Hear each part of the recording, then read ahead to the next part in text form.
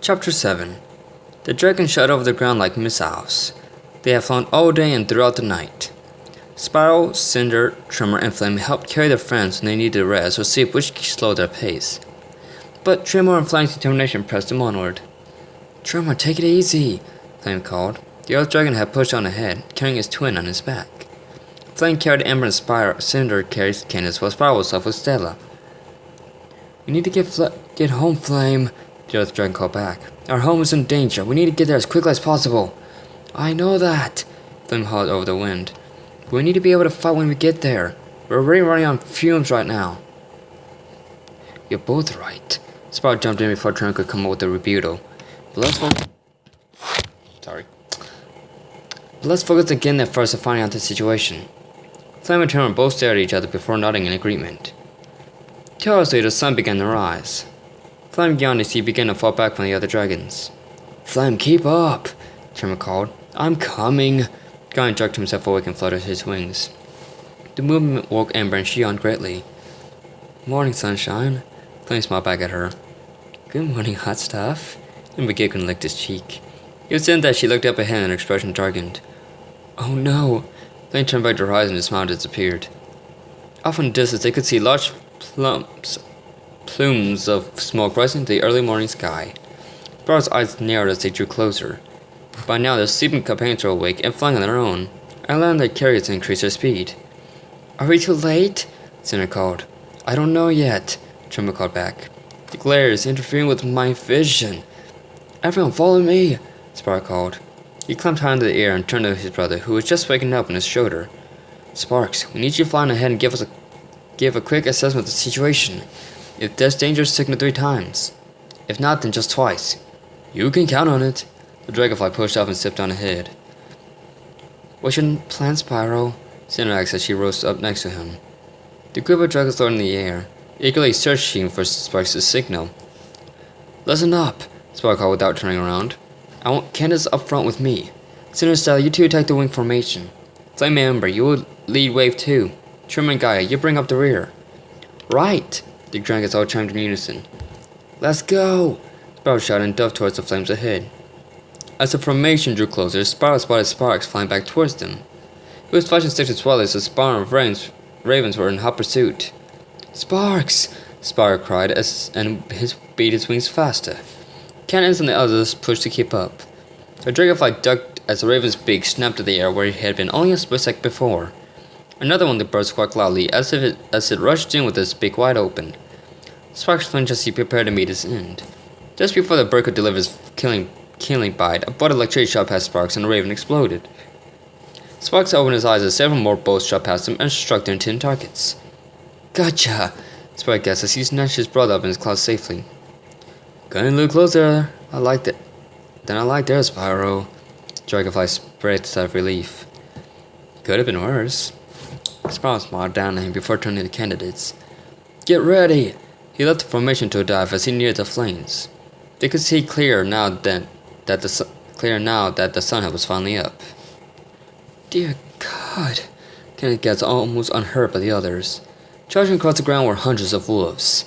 The beasts rushed forward on their hind legs, wielding crudely constructed weapons and unleashing maelstroms or ice and electrical wedge energy from their fur and mouths. The ancient city was dug into the ground. Smoke billowed up from the destroyed main gate and into the morning sky. The wolves pushed forward, being killed or staying clear of any stray shots coming at them from the dragons beyond the smoke. Spyro's formation soared over the ground, barely so much as beating their wings every 100 yards.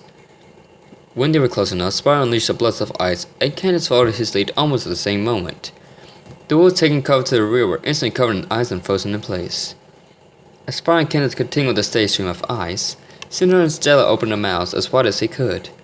Stella hissed and several chains of lightning spread across the barbaric forces surrounding them. Cinder's eyes flashed red and she unleashed a scream. The frozen wolves shattered into dust while the other members of the pack howled in pain and clutched at their bleeding ears. Flame and Ember followed up with a combination of Ember's sparkler fireballs and Flame's explosive blasts of fire breath. The invaders that Stella had stunned were either burned while they stood or left scrambling across the ground trying to put their blazing fur out. Finally, as Tremor and Gaia brought up the rear, they spat earth bullets from their mouths. The orbs of energy splattered across the ground, not hitting many of their ancient targets. As the two Earth Dragons flew by, the ground erupted in explosions of dirt and rock, sending Wolf's weapons and body parts flying. The wave of Earth followed the formation and died down as he reached the entrance to the city. Spyro barely had time to dodge a bolt of electricity as the dragons entered the cloud of smoke. "Watch yourselves," he coughed. The smoke was thick and smelled of burning wood and flesh. The dragons rushed forward with greater speed, trying to get clear of the suffocating vapor without getting hit by the random elements flying at them. After what seemed like an eternity, they broke through the cloud of smoke and entered the underground city. "Cinder!" Spyro gagged. "Do something about the smoke!" "Just leave it to me." The Black Dragon nodded. She turned back towards the immense wall of smoke billowing up from the cave floor. "Candace, Tremor, and Gaia." The three candidates overwhelmed on him, trying to keep him gagging too much. "We're going to put out the flames any way we see them." "And Flame?" Spyro turned to the fire breather. "You take care of Miss Stella and find your grandfather or whomever is in charge." "I'm all over it." Flame spun a dime and took off towards the inner walls of the city, with the two females trying to keep up. Spyro and the others felt the wind pull at their backs. The four of them landed and watched a cinder form tornado within the cave entrance. As the whirlwind sucked up the black smoke, Spyro and the others ran forward to put out the flames. When the last embers were put out, Cinder's tornado died away. She landed on the ground and staggered forward into Spyro's chest. Cinder, are you okay?" he asked worriedly. "Yeah, I'm fine," Dragon assured him. "I haven't done that in a long time, so I'm a little dizzy." "Okay, just lay down for now." Spyro held herself down to the floor of the cave. Meanwhile, Tremor moved towards the cave entrance, searching for anyone of the invading pack. He spent several minutes scanning the area with his eyes and Earth's senses. "It feels like they've all fled," Gaia said as she walked up beside him. "Sure seems that way," Tremor nodded. "You worried they'll come back?" Gaia eyed her brother's stern stare. "I'm just wondering how long until they come back." Tremor faced her and his eyes seemed to darken. "I don't think we need to worry for at least a little while," Gaia nuzzled him. "We need our rest as it is anyways." Spyro watched the two other dragons stood guard over the city's demolished main gate. It was then he turned to Cinder to find her with her eyes closed at his feet. He smiled and kissed her on the forehead. The dragon smiled in her sleep and cooed softly. "How are you doing?" Spyro turned towards Candace. "Me? I'm fine." Candace checked in surprise at being addressed and tried to hide her flushed cheeks. "Spyro!" Flame called. He came bounding over to them with style, followed by his grandfather in the furnace and a small group of various dragons. "Where's Amber?" Flame asked. She's having care for the wounded." Flame jerked his head back towards the city. "Looks like there are quite a few." "Young dragons, it's good to see you all." Furnace bowed graciously before the guardians. "And we are forever thankful for your assistance in helping save our city." He turned over to look over his shoulder. "It may not be much, but it is our home after all." "We understand." Spyro smiled. It was Flame, Tremor, and Gaia who insisted that we come so quickly. Infernus looked down at his grandson, who smiled back up at him before turning his gaze ahead towards the twins. "Well, we are deeply thankful to all of you nonetheless." Then he looked back down at Spyro with a curious expression.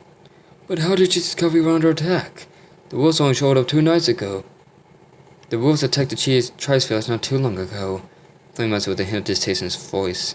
"The refugees fled to Warfang and are taking shelter there right now." "It wasn't until yesterday one of the Falcons returned with news of attacking the city," Spyro interrupted. "We thought we'd get here in time to warn you." He looked around sadly. All of my dragons rushed to help move debris or usher the wounded to shelter. "But it looks like we were too late." Candace hung her head. "Oh, come now, young dragons." Furnace teared her chin up with a large claw. "If you had not shown up when you did, we would have suffered far more casualties at the hands of those barbaric beasts. They've been pressing constantly since our first strike." Master Dragon stepped forward and thrust his head towards its hole in the main gate. "Even our strongest warriors were having a tough time dealing with them." "Yes," Infernus agreed. "It seems that the wolves have gotten far stronger than we ever thought they could. Though we never paid them much mind to begin with, since they do not care for us dragons." "What do you mean, Grandpa?" Flame and Spyro exchanged glances. "The wolf tribes are known to be strong and brutal fighters, but their true strength awaits when they emerge on the light of the full moons.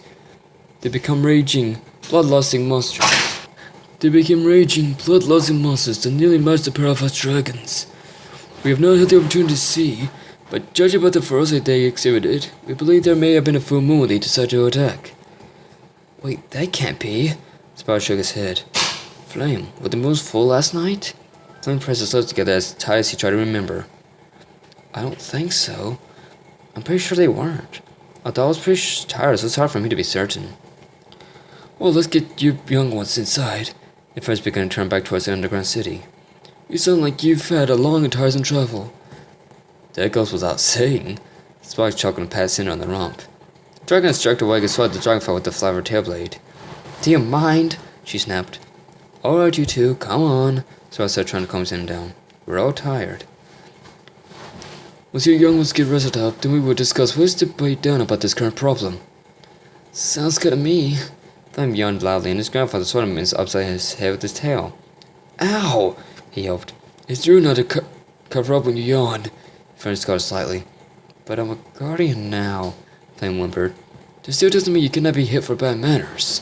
The fire guardian sulked and looked towards his cave entrance. His guardian just laughed and rubbed his grandson's head with a large paw. Come now, Flamingus, you may retire to your old quarters.